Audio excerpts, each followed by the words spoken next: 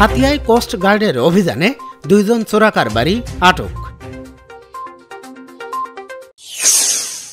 নোয়াখালীর হাতিয়ায় কোস্টগার্ডের অভিযানে বিপুল পরিমাণে চোরাইকৃত কয়লা ও 4টি কার্গো বোট সহ 2 জন চোরা কারবারিকে আটক করা হয়েছে।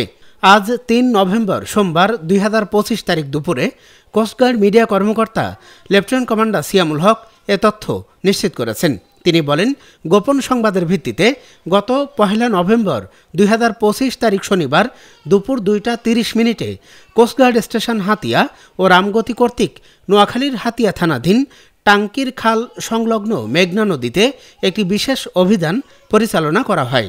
অভিযান চলাকালীন উক্ত এলাকায় সন্দেহজনক 4টি ইঞ্জিন চালিত কাঠের বোট তল্লাশিকালীন বৈধ কাগজপত্র না থাকায় প্রায় 35 লক্ষ টাকা মূল্যের 140 টন কয়লা ও 2 জন চোরা কারবারিকে আটক করা হয়। পরবর্তীতে আটককৃত ব্যক্তিদের প্রাথমিক জিজ্ঞাসাবাদে জানা যায়, কয়লাগুলো চট্টগ্রামের বহির্নোঙর এলাকার একটি বাণিজ্যিক জাহাজ হতে অসৎ উপায়ে অবলম্বন করে ক্রয় করা হয়েছে।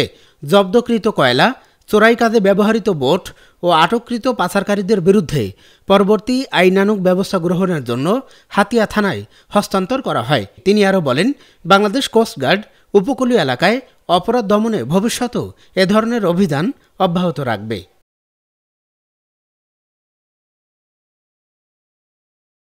চ্যানেলটি সাবস্ক্রাইব করে সাথে থাকার জন্য অসংখ্য ধন্যবাদ।